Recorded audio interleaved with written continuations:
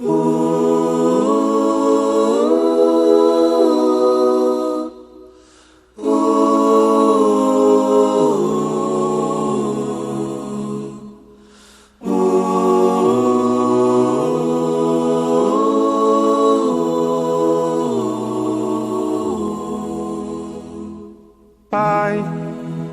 afasta de mim esse cálice.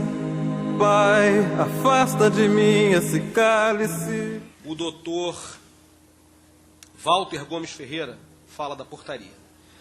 Por tudo que o senhor relatou, por isso é que a portaria 1104 é considerada um ato excepcional. Por isso que a portaria 1104 tem o condão de ser interpretada como ato de motivação política.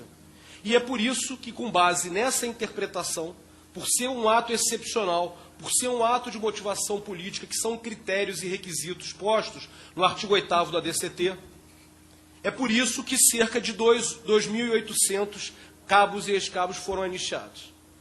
Então, é tudo que o senhor relata, que ela tinha sido revogada, que a lei anterior não dispunha sobre prazo de engajamento, de reengajamento, ela cria uma situação excepcional, com o objetivo de forma transversa, com desvio de poder, atingir um determinado segmento. Por tudo isso, ela é considerada um ato excepcional e dá ensejo à anistia. É por isso, e não por outro motivo, que 2.800 pessoas foram anistiadas com base nessa norma. Caracterizou-se a perseguição política, a motivação política, caracterizou-se o ato excepcional. Por todo esse histórico que o senhor relatou, fosse a portaria 1104 consentânea, de acordo, adequada à legislação em vigor, ela seria um ato legal e não daria ensejo a qualquer tipo de anistia. Então, assim, todo o relato que o senhor faz é verdadeiro, e por ser verdadeiro, é que ela dá ensejo à anistia. As outras manifestações da AGU, que dizem a manifestação, a segunda de 2003, a de 2006 e essa de 2009, elas abordam uma questão que diz respeito a um dos requisitos da lei e da Constituição, que fala que tem que ser um ato de exceção e um ato de motivação política. Nós seguimos... Não. A Constituição diz, leia o caput do artigo 8º, há de ser um ato excepcional e com motivação política. São requisitos cumulados. Há de ser um ato excepcional e com motivação política. Esse caso da portaria 1104, quando ela é aplicada àqueles que já estavam integrados, é provado que há motivação política e, portanto, é um ato ensejador da anistia. Para aqueles que vêm depois, no nosso entender, a gente pode estar redondamente enganado, mas por tudo que a gente leu até agora, um ato normativo para quem vem depois não pode ser considerado um ato de perseguição, um ato discricionário de perseguição para quem vai entrar. Tá certo?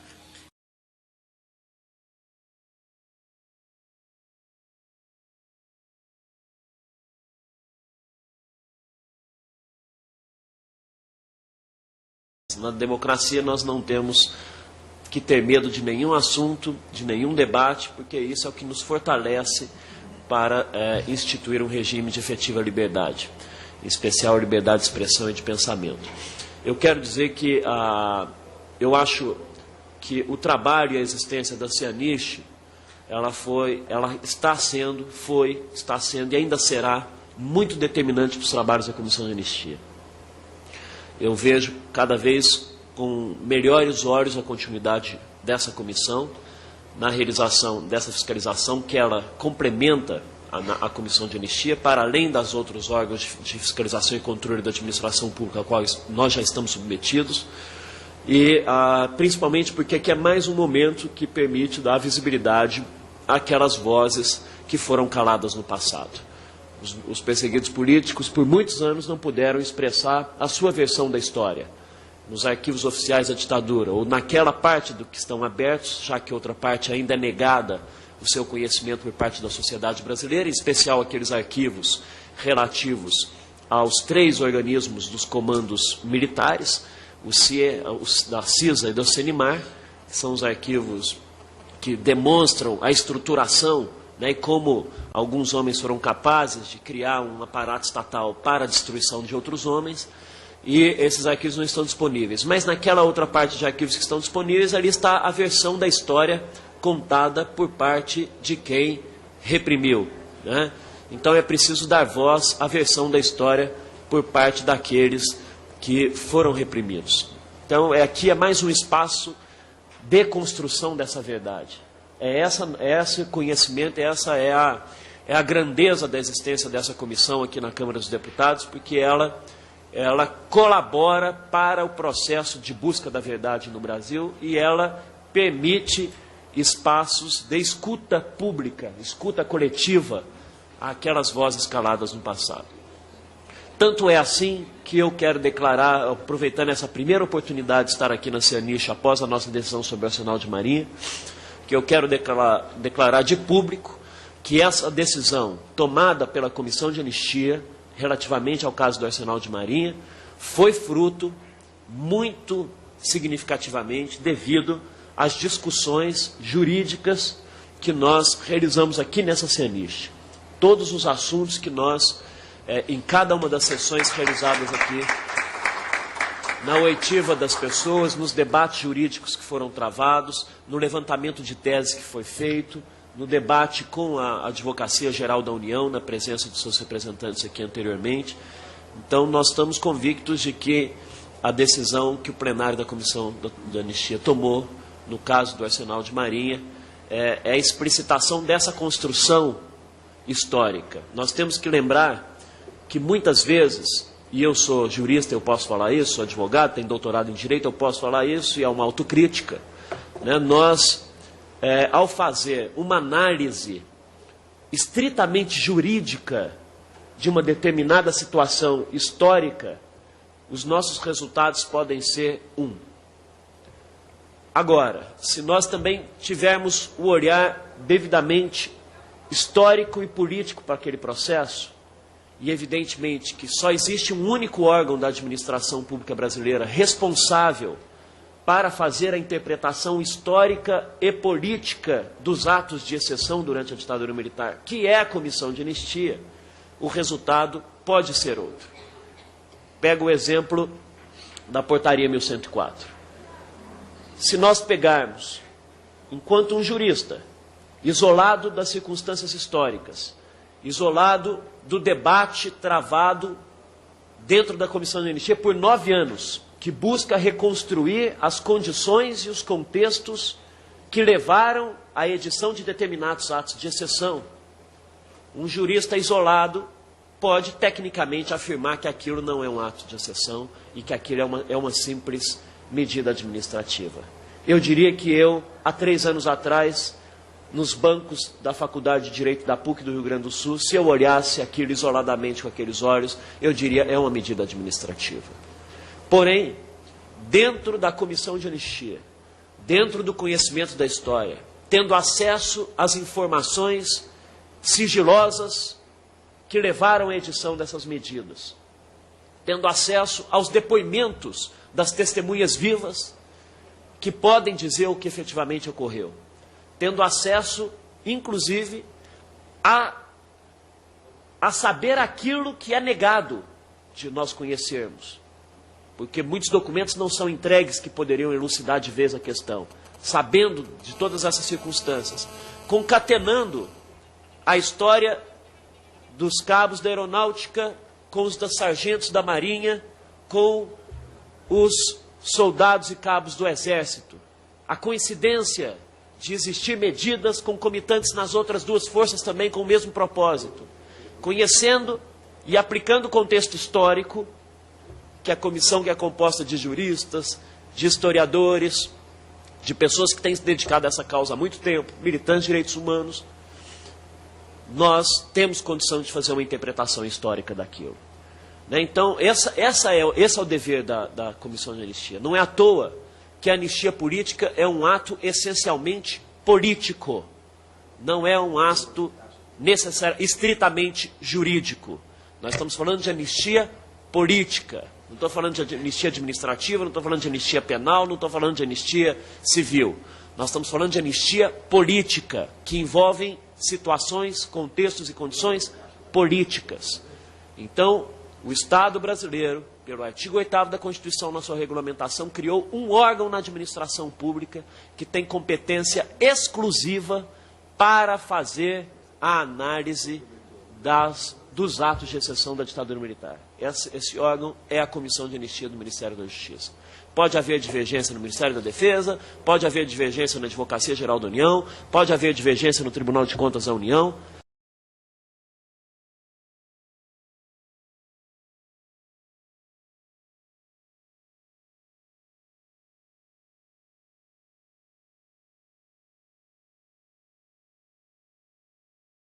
Item 7.3, situação dos cabos da FAB. Breve histórico. Em 16 de julho de 2002, o plenário da Comissão de Anistia reconheceu a portaria 1104, GM3/64, do Ministro de Estado da Aeronáutica como ato de exceção de natureza exclusivamente política, súmula administrativa 2002.07.003.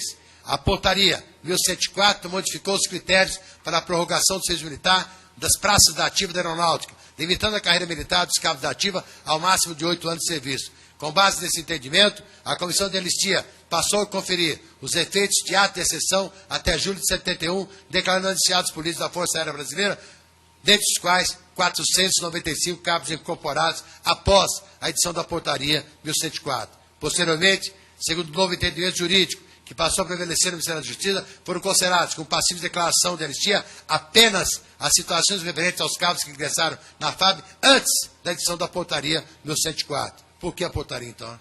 Após haver solicitado ao Ministério da Defesa a devolução dos atos administrativos relativos aos requerimentos dos 495 cabos, o Ministério da Justiça, por meio de portaria 594, de 12 de fevereiro de 2004, instaurou o processo de anulação das portarias correspondentes. No final de 2008, o Tribunal de Contas da União, nos autos processos TC 011-627/2006, dígito 4, decidiu revogar medida cautelar que determinava a suspensão do pagamento de valores retroativos aos anistiados, cujo fundamento para o reconhecimento dessa condição específica consistiu no licenciamento ex ofício do requerente da graduação de cabo em razão da limitação de tempo de serviço estabelecido pela portaria 1104.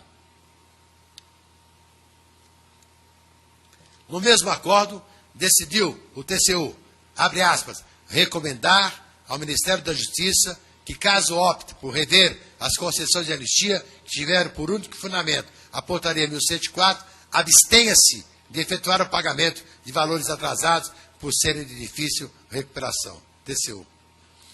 7.3.2, portaria 1104. É notado que essa portaria foi, durante todo o tempo em que esteve formalmente em vigor, um instrumento de perseguição política específica contra os cabos incorporados entre 65 e 72, como já reconhecido pelo STF, pelo Congresso Nacional, pelo Ministério da Justiça e pela própria Comissão de Anistia, decisões adotadas em 2001 e 2002. Eis o histórico dos fatos que cercam a portaria 1104, pelo que se evidencia de tal regulamento buscava atingir não somente os cabos que estavam em serviço quando sua edição, mas também os que ingressariam posteriormente. 1. Na madrugada do dia 11 para o dia 12 de setembro de 63, cerca de 600 graduados, sargentos, cabos e soldados do núcleo de base de Brasília prenderam vários oficiais e se apoderaram de prédios públicos inconformados com a decisão do STF, que considerou inelegíveis os praças das Forças Armadas. Tendo em vista tais acontecimentos, o ministro da Aeronáutica subscreveu a exposição de motivos de setembro de 63, solicitando ao presidente da República autorização para antecipar o licenciamento de cabos soldados da Aeronáutica. 3. O ministro da Aeronáutica, por meio do aviso S20/GM1, de setembro de 63, autorizou o diretor-geral do pessoal da Aeronáutica a antecipar o licenciamento de cabos soldados ativa. 4.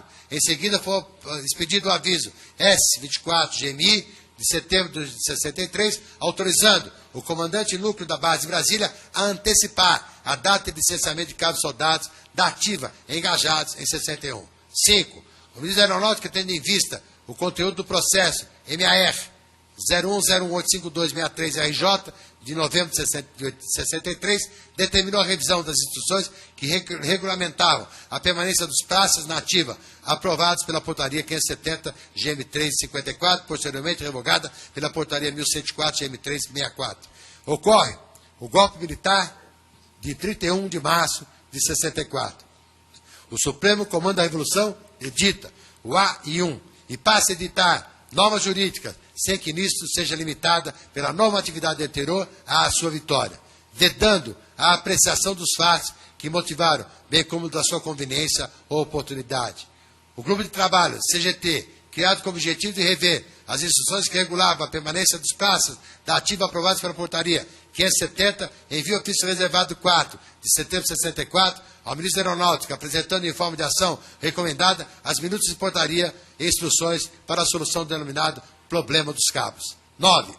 O ministro da Aeronáutica, tendo em vista o que for apurado das investigações sumárias, decretado decreto 53.897, resolve expulsar determinados cabos e taifeiros do serviço ativo através da portaria 1103 GM3 de outubro de 64. Já a portaria 1105 GM3 de 64, de 3 de outubro de 64, substituiu o oficial encarregado de um inquérito policial militar no interesse do comando da Aeronáutica. 11. O ministro da Aeronáutica resolve também revogar expressamente a portaria 570 e aprovar novas instruções reguladoras das prorrogações militar das praças ativas da Aeronáutica. Assim, a portaria 1104, GM3/64, de outubro de 64, puniu cabos que, de outra forma, não poderiam ser expulsos. Todos, ao final, tornaram-se suspeitos de não professar a mesma ideologia do alto comando das Forças Armadas. 12. Foram editados aos posteriores de hierarquia superior a portaria 1104, dos anos 66, 69 e 71, que garantiram a todos os militares a estabilidade de atingir 10 anos do serviço e que garantiram aos cabos a permanência das Forças Armadas até a idade limite de 45 anos, mas ainda assim, os cabos continuaram a ser licenciados ao completarem 8 anos de serviço, ignorando esse direito ao reengajamento. 13. Em 18 de novembro de 82, o Ministério da Aeronáutica, com base no capítulo 21 do decreto 56.654, revoga a portaria 1104 GM3/64 e autoriza a concessão de reengajamentos aos cabos da ativa até atingir a estabilidade com a condição de ser o requerente insuspeito de professar doutrinas ou adotar princípios nocivos à disciplina militar, à ordem pública, instituições sociais e políticas vigentes do país, ou de pertencer a quaisquer grupos que adotem doutrinas e princípios conforme a linha F e de segundo capítulo 6 da portaria 1371, de 18 de novembro de 82. Os fatos, ora expostos, deixam claros que todos os cabos do serviço ativo da Aeronáutica, incorporados entre 65 e 72, eram suspeitos de professar as doutrinas, entre aspas, nocivas acima descritas. E por essas razões, o Ministério da Aeronáutica limitou o tempo de serviço em 8 anos por meio da portaria 1104 GM3/64. Na verdade, o denominado problema dos cabos refletia a preocupação do Comando Militar em renovar o quadro desses graduados para garantir sua rotatividade e evitar maior proximidade entre estes e possíveis comandados, que poderia resultar na difusão de ideias contrárias aos interesses do governo militar. Consequentemente, a dinâmica de mudança facilitaria a aplicação do rígido regime disciplinar e da subordinação, entendidos como necessários em razão dos acontecimentos de 62 e de 63 anos. A propósito da natureza e objetivos da portaria 1104, cabe ainda citar o trecho do voto do ministro Nelson Jobim, relator do agravo regimental do recurso extraordinário extraído do acordo recorrido. Na época, o ministro Jobim era do STF, líder do governo. Abre aspas. O conteúdo político da portaria 1104 é induvidoso, pois editada em momento histórico em que se procurava punir os oficiais considerados subversivos por suas concepções político-ideológicas através de mascarados atos administrativos.